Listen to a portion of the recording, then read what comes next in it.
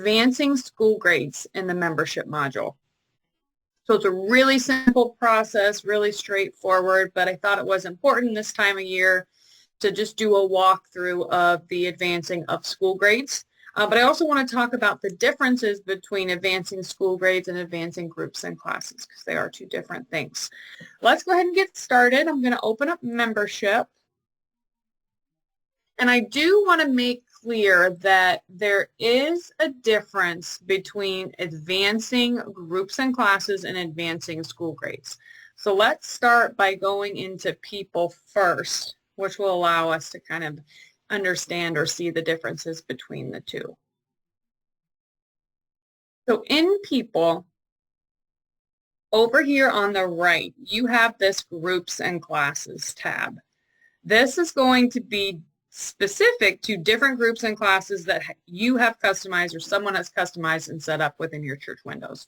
So again, these are going to be your Bible study groups, your choir groups, your bell choir, things like that are all organized as a group and class. So we're going to talk about advancing groups and classes later on another event, but I want to point out advancing groups and classes is very different from advancing school grades. So groups and classes are tracked here. If we go back to our first name tab, if we're looking at Nina, there is a field in here called school grade, right here. And within this list, you have customizable school grades that have been set up.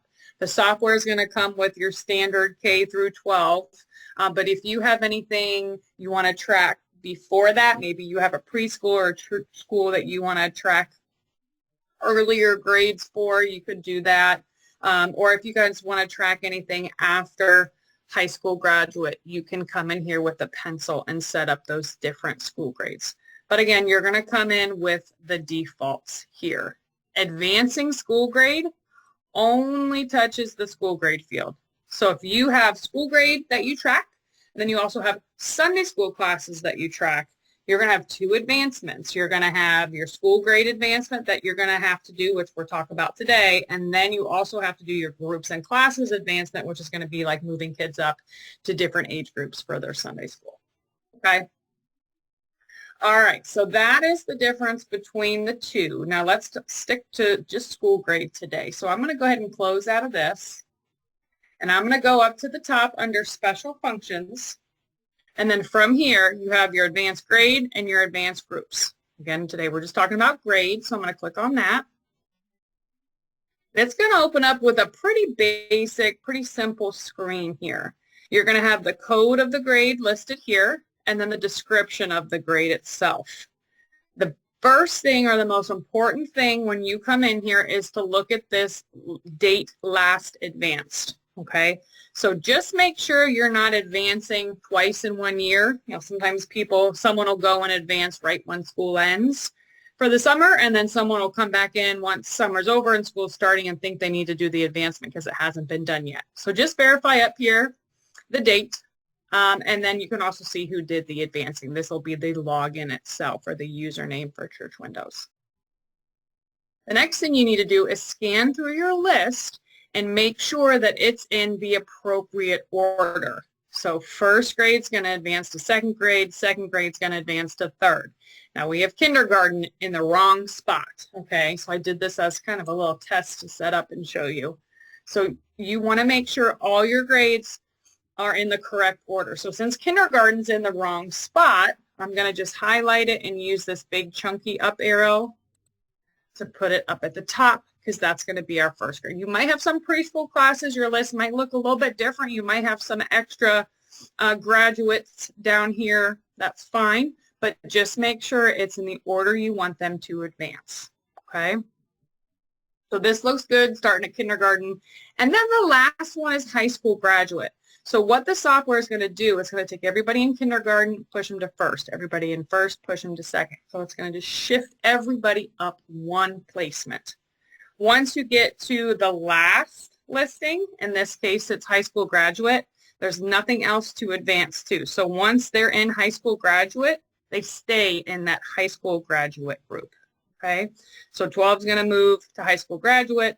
High school graduate's not going to advance anywhere because there's nothing below it. Okay. If you have any classes you don't want it, or excuse me, any school grades you do not want to advance, you can check this box. For the most part, you're probably going to need to shift everybody, but there might be a situation where you might not want to do that, so there's the option here. If you decide you want to delete one from the list, you can use the minus sign to do that as well. Okay. Down here at the bottom, if this looks good, I'm going to go ahead and hit Save Changes. And then once the Save Changes button is done, you can come up here at the top and we're going to hit Advanced Grades. And it's going to give you a warning. It's going to say this will move students from first advancing grade to the grade below it. The process will affect all grades not marked do not advance, which we just talked about. The last grade in the list will not advance further, which we discussed as well. So this looks perfect. I'm going to go ahead and say OK. And it's just going to tell me all grades have been advanced. Okay, so it's going to take everybody and just shift them up. You don't have to do it manually. It's going to do all of your grades for you. Okay, and that's it. So you just click OK. You can see our last date advance up here at the top has been updated. If I had a username for Church Windows, again, this is just sample data, so I don't, but it would say advanced by Rachel.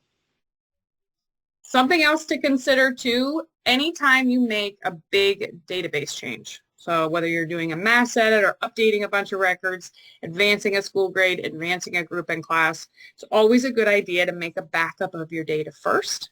That's really easy, really simple to do. It takes 2 minutes, and it can be a big lifesaver if something goes wrong.